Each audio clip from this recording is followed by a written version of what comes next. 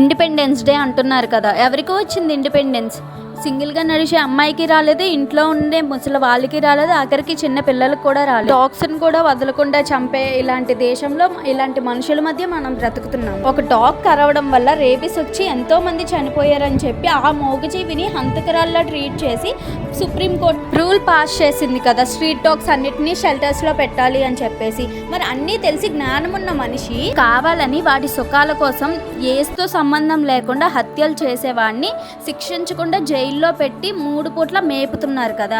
ఆకలి నొప్పి బాధ వాడికి ఎలా తెలుస్తుంది? వాడి వల్ల సఫర్ అయిన ఫ్యామిలీకి వచ్చిన పెయినే వాడికి తెలిసేలా చెయ్యాలి. అది కాకుండా చెత్తవెదవలందరినీ ఒక దగ్గరకు చేర్చి వాళ్ళకి 3 పూట్ల మేపుతున్నారు. అప్పుడు వాళ్ళు ఇంకోసారి తప్పు చేసినా పర్వాలేదు అనుకుంటారే కానీ తప్పు చేస్తే ఇలా అవుతుందా అనే భయం మాత్రం వాళ్ళకి రాదు. మనలో మనకే యూనిటీ లేని వాళ్ళ కోసం ఆ రోజుల్లో ఎన్నో స్ట్రగుల్స్ పడి మన కోసం ఇండిపెండెన్స్ తీసుకొచ్చారు. బట్ ఇప్పుడు ఏం మారింది? ఏం జరుగుతుంది? మారకపోగా హత్యలు అనేవి అంతకంతకు పెరుగుతున్నాయే కానీ తగ్గటం లేదు. దీన్ని బట్టి మనకి ఏమర్థమవుతుంది?